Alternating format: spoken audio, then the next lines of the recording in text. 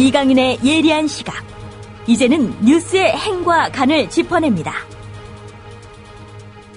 네, 행간 첫 번째는 중앙공무원 26만 명, 그러니까 지방공무원이나 경찰, 소방직 다 빼고요. 26만 중앙공무원 중 무능해서 퇴출당하는 사람은 연간 1년 내에 통틀어봐야 20명 정도밖에 안 된다는 조선일보의 기사. 우선 몇 대목 먼저 들으시겠습니다. 공무원들은 업무를 제대로 못하고 있다는 평가를 받더라도 퇴출되는 일이 사실상 거의 없다. 본지가 15일 안전행정부가 집계한 2009년에서 2013년 52개 중앙부처 공무원 직권 면직, 파면, 해임 현황을 분석한 결과 최근 5년간 직무 능력 부족이나 근무 성적 불량을 이유로 퇴출된 공무원은 26만 명 중 103명으로 연평균 20명꼴이었다. 이 기간에 근무한 중앙부처 공무원 연인원의 0.008%만 무능이나 태만을 이유로 퇴출된 것이다.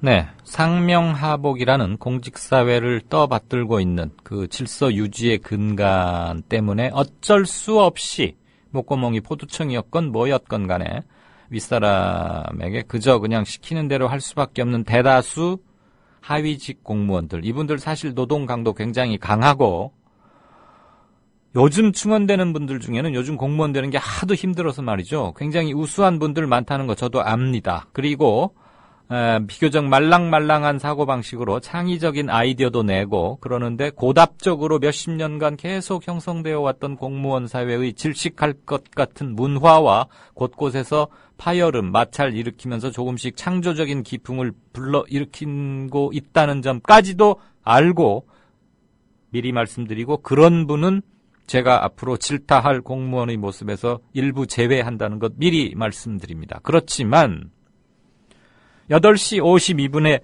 배가 이상해요. 쓰러지는 것 같아요. 뭐 큰일 났어요. 도와주세요. 했더니 위도가 어떻고 경도가 몇 도니? 학생 GPS에 뭐라고 나와? 이것만 3번인가 되물었던 그런 해경. 지위는 계급은 낮겠지만 그런 해경은 비판의 범주에 당연히 넣겠습니다. 전국 공무원이 한 100만 명 됩니다. 지방직, 그다음에 경찰 공무원 10만, 해경 만, 그다음에 지방직 공무원들, 특수직역 공무원들 다 합치면 100만쯤인데요.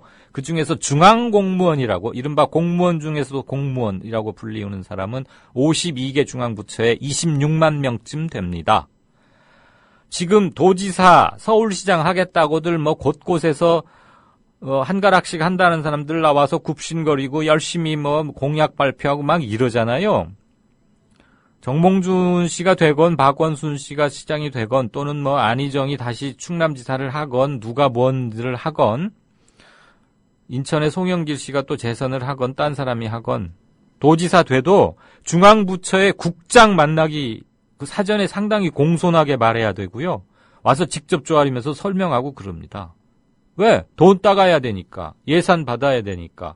국장, 차마 장관급이거든요, 도지사가. 차마 장관급이 과장, 중앙부처의 과장을 만나는 건 뭐하겠지만 국장 만납니다. 바로 실장이나 차관 잘 못 만납니다.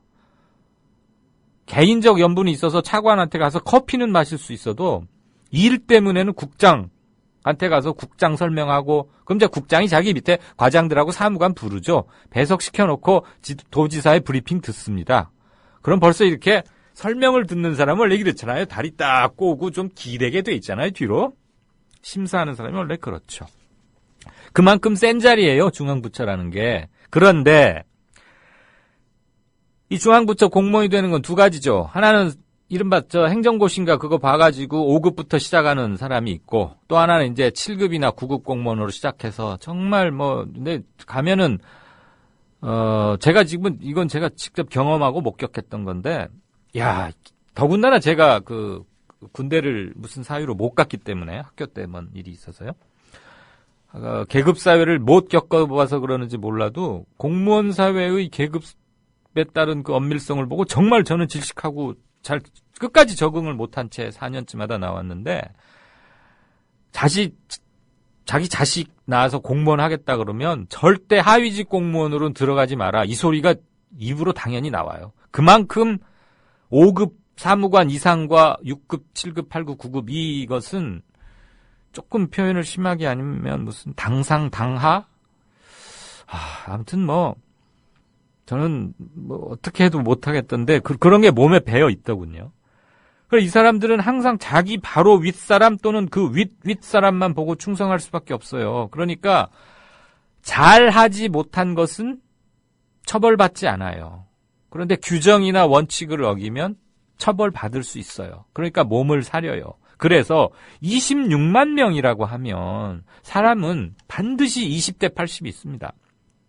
우수한 20과 그렇지 않은 80. 그다음에 꾀를 피우는 20과 열심히 성실히 일하는 80. 성실히 일하는 80, 꾀를 피우고 뭔가 딴지 부리는 20. 각각 온갖 종류의 카테고리별로 2대 8 이런 얘기가 있는데 왜 공무원 사회라고 그런 게 없겠어요? 그런데 신분보장이라는 것 때문에 퇴출당하는 사람, 정말 그 중에는 능력이 없거나 도덕적으로 현격한 문제가 있거나 그런데도 0.008%.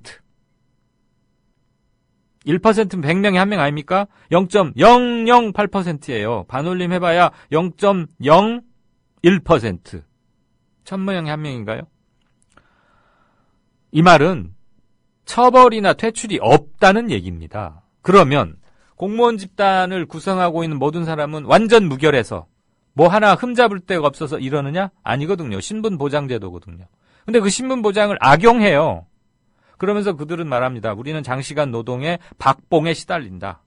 그 두 개는 부분적으로 맞아요. 그러나 그들이 경제 외적 강제, 신분 외적으로 누리는 어떤 접대관과 묘한 우월의식과 이런 것들. 물론 이거 세월호 때문에 말씀드리는 건데 궁극적으로 하는 말은 대통령이 이름이 국가개조가 됐건 정부개조가 됐건 뭔가 아무튼 하나 지금 열심히 준비해서 그 대국민 담화하겠다 그러잖아요. 이걸 공무원한테 맡겨서는 절대 개조가 되지 않는다는 겁니다. 왜? 공무원들이 자기가 자기 수술을 어떻게 합니까? 1년 내에 26만 명 중에서 1년 내내 20명도 퇴출을 안 시키는데. 그런데 기업은 어떻습니까? 은행 이런데 지검장 중에 10%가 항상 12월이면 전국 총 지검장의 10%는 기본적으로 물갈이 됩니다. 물론 그게 잘하느냐? 꼭 그것만은 아니죠. 너무나 무한 경쟁을 강요하고 10%에 들어서 퇴출되는 순간 그 가족은 대책 없이 아주 이제 심각한 가족 생계나 이런 거에 노출될 위험이 큰 거고. 그런데 기계적으로 잘라내자 이런 건 아니지만 민간의 경쟁의 요소를 좀 더 많이 도입해야 된다. 왜 공무원 사회만 경쟁 무풍지대인가? 어떻게든 한번 공무원이 되면, 그리고 이 사람들은 크게 업무를 잘못해도 형사처벌을 받는 일은 거의 없어요. 거의. 대형 인명사고가 터져도, 처벌받는, 실형을 받는 일은 거의 없는데, 아까 제가 서해 페리오 침몰 사고 때 말씀드렸죠. 그때 292명이 사망했습니다. 과승선 인원입니다. 정원이 160 몇 명인가였는데 290 몇 명이 탔어요. 그때 책임을 져야 할 해당 지역의 해운항만청장, 해임과 정직밖에 안 당했어요. 해임! 그냥 그 자리에서도 나가라. 파면이 아니고 해임이었기 때문에 아마 퇴직금의 얼마는 받았을 겁니다. 의원 면직이면 다 받고요. 정직은 그냥 직은 유지하되 몇 개월 동안 업무를 스톱시키는 그 정도였죠. 이 사람들 사람 292명이 죽었는데 형사처벌 받은 공무원은 하나도 없었어요. 제가 무슨 공무원에 철천지 한이 졌거나 공무원 되려고 시험 봤다 떨어져서 원수가 포안이 져서 이러는 거 절대 아닙니다. 저는 그거 시켜줘도 못하겠던데 노무현 정부가 하니까 생각을 같이 해서 뭔가 생산성 있게 한번 변화를 좀 가져보자 했던 건데 오늘 조선일보가 그냥 드라이하게 정치적 주장 없이 숫자로만 이렇게 써놨기 때문에 더 설득력이 커진 겁니다. 그래서 다시 한번 말씀드리겠지만 일정 직급 이상 고위직에 가면은 정년 보장을 철폐해버리고 그다음에 전체적으로 공무원들 대우를 좀 좋게 해주고 숫자는 줄일 필요가 있다고 봐요. 지금보다 월급을 2배쯤으로 올리고 인력은 한 5분의 1 정도 줄이고 그 대신에 확실한 업무 성과와 경쟁 도입하는 건 물론이고요. 성과 내라고 요구해야죠. 그럼 우리가 하는 건데 왜 정부조직법에 이거 하나도 손을 못 대는지 저는 죽어도 이해가 안 갑니다.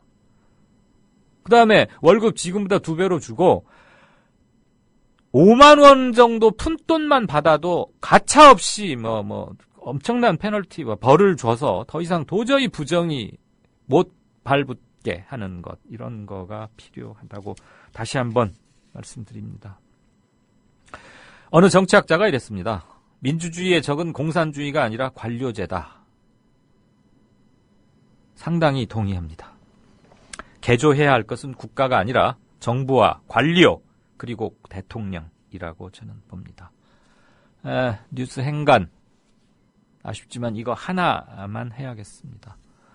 한겨레 출신의 이봉수 컬럼니스트의 박근혜 정권과 언론의 가망이 없는 이유를 말씀드리고자 했는데 경향신문에 난 거거든요. 혹시 시간이 되시는 분들은 한번 읽어봐도 괜찮을 것 같습니다. 물론 이미 보신 분들도 계실 것 같고요.